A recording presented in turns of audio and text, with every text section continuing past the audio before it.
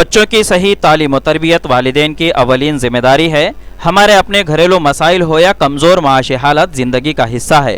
ہم اپنے درپیش مسائل بچوں کے سامنے بیان کرتے ہوئے انہیں رسوا نہ کریں، جس کا راست اثر ہمارے ہی اپنے بچوں پر پڑے گا۔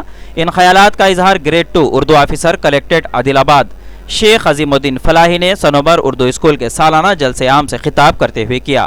انہوں نے اولیاء طلبہ سے خطاب کرتے ہوئے کہا کہ مسابقت کے دور میں اپنے بچوں کو اعلیٰ تعلیم یافتہ بنانے کے لیے ابھی سے منصوبہ بند طریقے سے پڑھائیں، تاکہ ہمارے بچے مستقبل میں ملک کے باوقار شہری بن سکے اور اعلیٰ عہدوں پر فائز ہو کر تعلیم یافتہ معاشرے کی تشکیل دینے میں اہم رول ادا کر سکیں۔ قبل از director knowledge care national school Adilabad Muhammad اسماعیل نے مذکورہ جلسے عام سے خطاب کرتے ہوئے کہا کہ ہمیں چاہیے کہ ہمیشہ کمتر لوگوں کی زندگی کو دیکھ کر خدا کا شکر ادا کریں اور مثبت سوچ کو لے کر اپنی زندگی گزاریں، ورنہ دولت مند اور مالدار لوگوں کی عالیشان زندگی تو عیش و عشرت میں بھری پڑی ہے۔ والدین کو چاہیے کہ اپنی گاڑی کمائی کا پیسہ خواہشات پر خرچ کرنے کے بجائے اپنے ہی بچوں کی اچھی تعلیم پر خرچ کریں، تاکہ ہمارے سماج کے بچے اچھا پڑھ لکھ کر تعلیم یافتہ معاشرے کا حصہ بن سکے، جس سے ہمارے سماج کو ایک پہچان ملے گی۔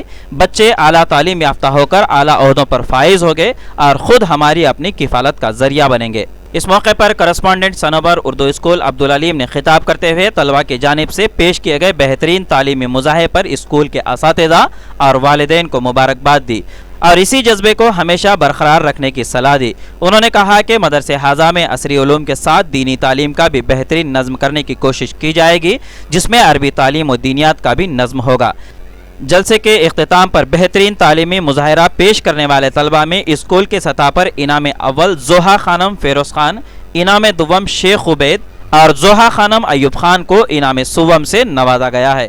مزید نظم و ضبط و دیگر انعامات کی بھی تقسیم عمل میں لائی گئی۔ اکیڈمک آبزرور محمد آصف کے اظہار تشکر پر جلسے کا اختتام عمل میں لایا گیا۔ اس موقع پر مدرسہ حاضہ کے معلمات شیخ اسما تبسم، معراج النساء، طلباء و اولیاء طلباء کی کثیر تعداد موجود تھی۔ عادل آباد سے مطیع الرحمان کی رپورٹ۔ کہ ہم خواب نہیں دیکھتے، ہم اپنے بچے کو کیا بنانا چاہتے وہ ہمارے پاس کلیئر نہیں ہے۔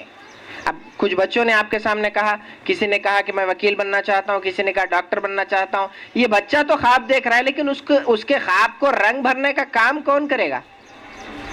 کون کرے گا؟ وہ ہم پیرنٹس کرنا ہے، ہم سرپرستوں کو اس کو دیکھنا ہے، دیکھ بھال کرنا ہے اور ان کے خوابوں کو ہمارے خوابوں سے میچ کرنا ہے۔ بہت خواب دیکھیے، خواب دیکھنے میں کوئی پیسہ آپ کو لگنے والا نہیں ہے۔ آپ خواہش کیجئے کہ میرا بیٹا کلیکٹر بنے گا، میرا بیٹا پرائم منسٹر بنے گا، میرا بیٹا ایک بڑا سائنسداں بنے گا، میرا بیٹا ایک بہت بڑا ڈاکٹر بنے گا۔ ہر ایک کی ضرورت ہے نا۔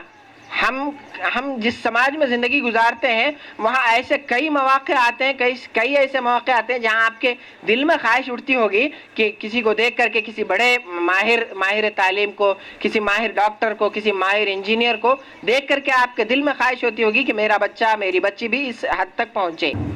سوچ بدلے گی تو انسان بدلے گا، انسان بدلے گا تو ہندوستان بدلے گا۔ ہم کو ہماری سوچ کو بدلنا چاہیے۔ اگر ہمارے اندر سوچ نہیں ہے اور ہم سوچ کو صحیح رخ نہیں دے سکتے تو ہمیں اس دنیا میں کامیابی نہیں مل سکتی۔ انسان کی جو سوچ ہے وہ مثبت ہونی چاہیے۔ اگر ہم مثبت سوچ نہیں رکھتے ہیں، منفی سوچ کے عادی ہے یا دوسروں کو دیکھ کر یہ سوچتے ہیں کہ دوسرے لوگوں کی زندگی کا طریقہ کیا ہے، ان کا سلیقہ کیا ہے، اور ہماری زندگی کا اور ہمارے اپنے گھر کا سلیقہ طریقہ کیا ہے، اگر یہ ہم دیکھتے ہیں اور دونوں کے اندر، ان کی اور ہماری زندگی میں یا ان کے اپنے خیالات کے اندر ہم اس کا تقابل کرتے ہیں، تو ہم کو اپنی سوچ کے اعتبار سے ہمارے روزمرہ کے کام اور روزمرہ کی ہماری جو سوچ ہے اس کو تھوڑی سی تبدیل کرنے کی ضرورت ہے۔